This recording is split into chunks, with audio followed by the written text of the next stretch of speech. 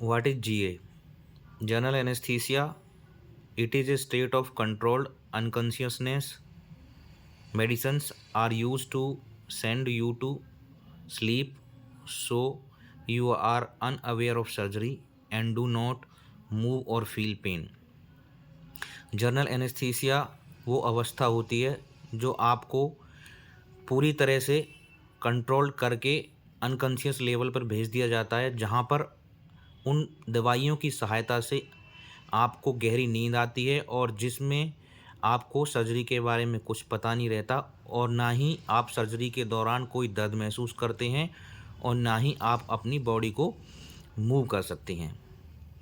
What are the stage of GA? GA की 4 अवस्थाएं होती हैं। पहली अवस्था होती है एनाल्जेसिया, दूसरी अवस्था होती है डिलीरियम, तीसरी अवस्था होती है सर्जिकल एनेस्थीसिया और चौथी अवस्था होती है रेस्पिरेटरी अरेस्ट। इसके बारे में समझते हैं कि एनाल्जेसिया क्या होता है। Analgesia the loss of the ability to feel pain. Analgesia वो अवस्था होती है जिसके अंदर आप पेन को महसूस नहीं कर सकते। Delirium, delirium disturbance in mental abilities that result in confused thinking and reduced awareness of surrounding.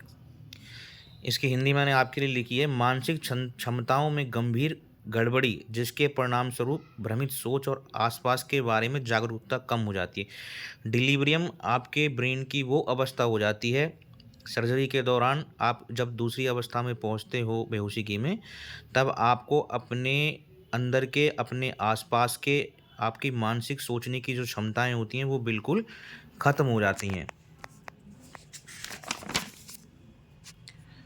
Respiratory arrest, a medical event where the ability of a person to breathe stop. Respiratory arrest वो अवस्था होती है जिसके अंदर कोई भी व्यक्ति खुद से स्वयं से सांस नहीं ले सकता।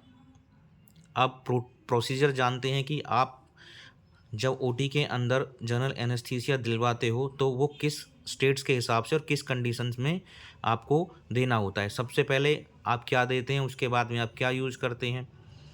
तो देखिए, सबसे पहले प्री मेडिकेशन दिया जाता है।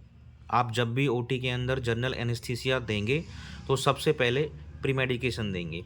सेकंड, उसके बाद में आप इंडेक्शन एजेंट देंगे। थर्ड, उसके बाद में आप मसल रिलैक्सेंट देंगे।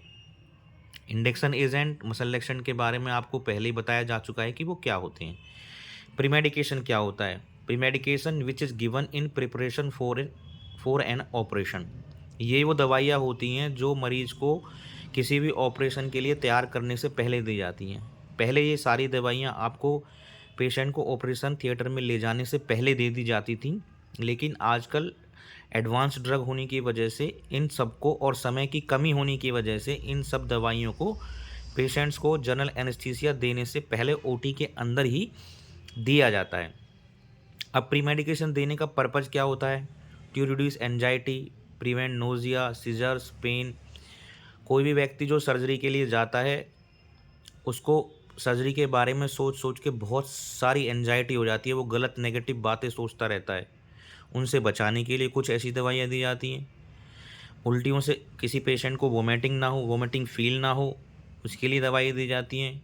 किसी पेशेंट को ज़्यादा सर्जरी के बारे में सोचने से चक्कर ना आने लगें, या पेशेंट्स को कोई ऐसी सर्जरी करनी है जिसमें उसको सर्जरी से पहले बहुत पेन हो रहा है, उस पेन को कम करने के लिए दवाई दी जाती है। Drugs used in premeds. Premedication में आजकल कौन कौन सी दवाइयाँ यूज की जाती हैं? ऑनस्टोन उसका साल्ट नेम है, उसका कंपनी नेम एमसेट है। ग्लाइकोपाइलेट साल्ट नेम है, लिकोलेट के नाम से आता है। वेरफेन के नाम से फेंटानिल आता है। मिडाजोलम के नाम से मिडाज आता है। मेटाक्लोप्रोमाइड एमिनॉर्म के नाम से आता है, ये भी वोमिटिंग के लिए यूज़ करते हैं। इंडेक्शन एजेंट में थायोपेंटेनल सोडियम है, इसको थायोपेंटेन भी बोलते हैं। सेकेंड है केटामिन हाइड्रोक्लोराइड, प्रोपोफोल, एटोमेडेट। ये सारे आपके इंडेक्शन एजेंट हैं, इनको एनेस्थेटिक एजेंट भी बोला जाता है। एनेस्थेटिक अपनी अपनी सोच, अपनी क्षमता के अनुसार पेशेंट की कंडीशन को देखते हुए इसमें से कोई एक इंडेक्शन एजेंट को चूज करता है। आगे इनके बारे में आपको और भी बताया जाएगा।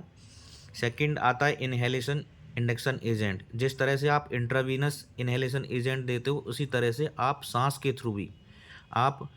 के थ्रू भी बहुत सारे इनहेलेशन इंडक्शन एजेंट देते हो, जैसे नाइट्रस ऑक्साइड गैस है, आइसोफ्लोरिन है, सीवोफ्लोरिन है, डेसोफ्लोरिन है। इनके बारे में हम एडवांस में आगे पढ़ेंगे।